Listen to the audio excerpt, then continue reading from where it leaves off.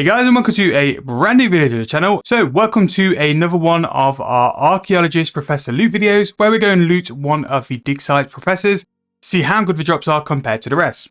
Now this is one of the final two archaeology digsites which we're going to cover, and in this video we're going to look at the Senntisten digsite. Now this sort of drop table, kind of like Demonheim and Orphan, kind of links to a lot of the other stuff. So this links quite a lot to the Archeology digsite, the Carried Et. I was deciding whether to do this or not, but I thought, you know what, just to complete the set, just to make sure we do them all, I thought it was worthwhile looking into. So, in terms of this video, we're going to be rocking the same thing which we have before in all the other videos. We're going to be taking the Master Camouflage outfit, which I've mentioned it in the previous video. We're going to do a little video on 7-Day Bond, where we show you guys how much GP you can make by getting this outfit as well. Now, I didn't realise how much it takes in terms of the fragments, but I'm soon finding that out on 7-Day Bond, so that will be a nice little project video coming in the month to show you guys how much GP you can make if you wanted to create any ults for Thieving. But this is going to be hugely beneficial for this video because it gives us certain buffs, XP rates, and a chance to not get caught or stunned as well. We're going to be also taking the Massive Thieving Cape for noting drops. Whether it's worth it for the archaeologist, I don't know if what we loot is going to be noted or not, but it always makes sure it's noted for me anyway. And I'm going to take the Mushroom Pickpocketing bag as well. Now with the pickpocketing bag, you do have the option of adding the Oblivious perk to it. And what that does is if you get caught, you don't get stunned, but it does give you 3 times damage. Now, I'm lucky enough where I'm at a level where I'm not going to get caught anyway, but if you are a low level, it could be a decent option, but you might want to take some food with you as well. Now, during all this thieving, we're going to be using the Sticky Fingers relic, and what that does is make us pickpocket at 50% of the speed, but gives us 33% less XP. But because we're pickpocketing quicker, it balances itself out. We just get more loot as a result of it because we are pickpocketing more. Now, the Sticky Fingers relic is something definitely you should get for it as well because it is hugely beneficial. In terms of my info, I have the Archaeology journal because we're going to be traveling to one of the dig sites. I've got 2 yaks because of the info and like what items you get. Sometimes your info can be a little bit full with things like tech compasses and other drops. And rather than banking and wasting my aura time, I just use the yak and the wind storage scrolls just because it's an easier way to send it. And then just a restore potion for that as well. But that is pretty much going to be it for the intro. As always, we're going to reset our XP. We're going to throw any GP we've got in the pouch into the bank. And then we're going to report back to you guys and let you guys know how good this spot is for GP and XP. Now, what they've done incredibly well, Jagex, for this is kept the GP you get from the professors as well as the XP very much the same from all the spots. You don't really notice a difference between that, but with the prices of different materials from different campsites, that is where you can pick out if it's worth doing or not. Not only that as well, during this kind of like little mini series, we've noticed that certain spots give you a lot of varying rates of binding contracts, and binding contracts can be a way to make a lot more XP as well. Now, I don't know if there's been like a nerf or a buff or a change in the rate of binding contracts, but there's been a dramatic change in the past couple of dig sites, and hopefully this one can show us a little bit more. So we are here in Senntisten, and now to get to this part of the dig site and also to access the Archaeology Professor, which is east of Big Gym, we need to go and complete a little bit of one of the remains for the Senntisten digsite. So we need to do a partial completion of the Secrets of the Inquisition, which means we need to find the Inquisitor's Memoirs, page 5, and then complete the Crossing That Bridge research to then get access to this as well. Because you can see it is blocked in by some digsites. I was 120 or 200 mil archaeology before this digsite was released, so that's why I've not completed it. I'm going to go and do it. I don't think it'll be too long, and then we'll report back a little bit later on when we are thieving away and what kind of drops in XP we get towards the end. So I'm going to skip me actually going to go and do all the research and stuff. If you want to see how I do it, again, drop a message in the comments and I can do it.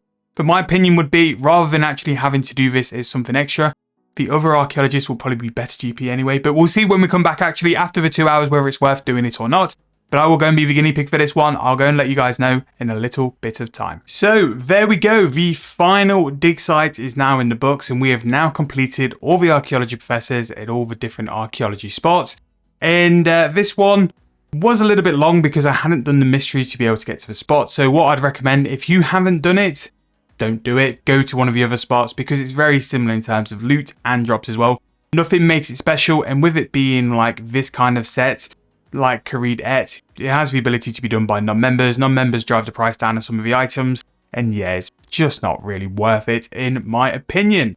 However, one thing I've noticed through all these different spots is they are all very similar, and what's going to make the difference or the choice for you to go and do different spots is if the artifact material is up in price. I would keep an eye on Underground Exchange, whether you want to watch Market Watch or not. I'll make sure it's something or a little segment I do in Market Watch every single week. If I spot archaeology materials in price, it's safe for you to go and pickpocket that dig site.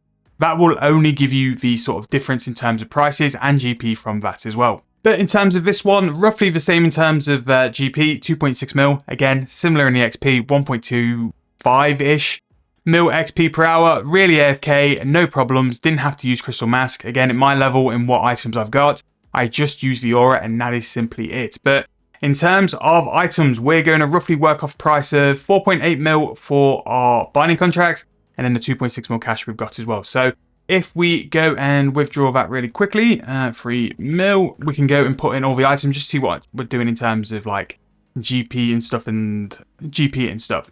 So a few quick disclaimers as well. Tetch compasses, again, I think it's roughly between 1 and 1.25 tetch compasses per hour. Again, really good to go and stack up on those. The binding contract, it seems to be between 55, 65 per hour. I think that Bandos video was before they made a change in terms of the drop rates, and they've slightly nerfed it a little bit. And then the cash and XP is roughly going to be the same.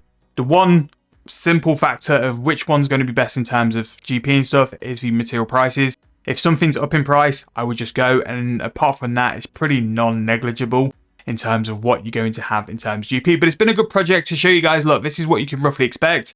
Now, we're a little bit on from when 120 Thieving was released. So these items which have been shared on the drop tables and are from the like Archeology campus, archaeologists as well, have gotten so cheap, which is kind of a point now where like Archeology is definitely a better buyable to do now, because some of the items have got really, really cheap in price. Now, the Imperial Steel at 2.6k is wild. The Insignia as well at 4.2k is also crazy. Like, these items were up in price quite a lot the past couple of weeks. The Blood of Orcus at 8.2k. Hellfire Metal is roughly about the same as well. Prices are going down. Like, don't get me wrong, I expected it to go down, but they are going down a lot more than what was expected.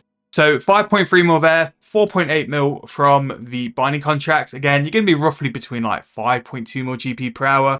So 5.2 mil GP per hour, you're going to be about 1.25 in terms of your XP as well. Roughly 1 to 1.5 tetch compasses per hour, and the artifacts, you're roughly looking between 3 and 4. It's such a good way of thieving though. I really, really have enjoyed like doing all these thieving videos. They've been great to do on the side, just because I can like edit, and just because they are so AFK that it's worthwhile doing as well. Like, if you are someone who's got some AFK time, whether you work from home, whether you've got some chill time at the end of the day, and you're looking for a skill to AFK, I don't think you can look past thieving now. Thieving, along with mining and archaeology, are just so full 15-minute AFK. They are so worthwhile doing, and I would highly encourage you guys, if you're after a 120 cape, the one thing Thieving's got over the other two is simply speed. Once you get onto these higher tier Thieving monsters, you are over 1 mil per hour. And like, to go and get your first 120 cape, Thieving is so exceptionally quick, and also a pure GP skill. You don't have to spend anything on Thieving. Like, I spent a little bit on like yak pouches and scrolls, but you can just go to the bank, and the amount of GP you'll earn, and especially with the different spots as well, like with the other monsters, not just archaeology professors, like if you need some summoning charms, you can go to fairy traders. If you want some pure GP or some supplies, you can go to Vias.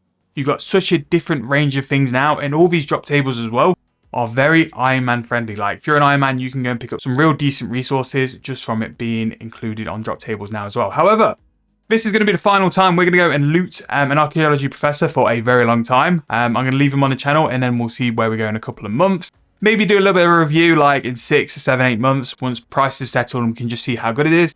But I really would like to thank you guys for all the support on these videos. They have gone down so well. Again, your likes, your comments, your subscriptions really have been massive for the channel this year, and I'd like to thank you guys so much again.